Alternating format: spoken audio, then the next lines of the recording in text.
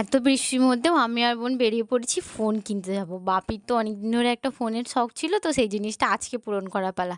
জুতোও same, ড্রেসও same হয়ে গেছে আমাদের দুজনের। ফাইনালি এই দেখো ফোনটা কেনা হয়েছে। এটার মনে হয় মডেলটা Oppo A5X না কি একটা ছিল, অত কিছু আমি বুঝি না।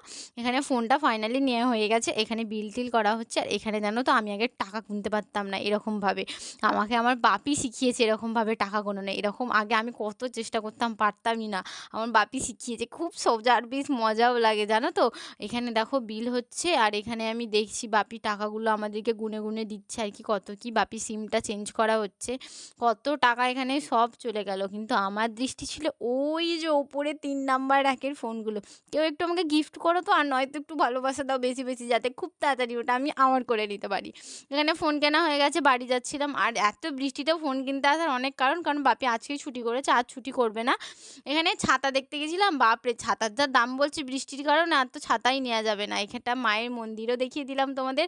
আর ওই পারে আমার বন্ধু দোকানে কাজ করে জানো তো? এত ডাকছি কিছুতেই শুনতে পায় না, কালার মরণ হয়ে গেছে। ছবিটা দেখো ফার্স্ট আমি আর বুনুই তুলেছি। কেমন লাগছে? অবশ্যই কমেন্ট করে জানিও তোমরা।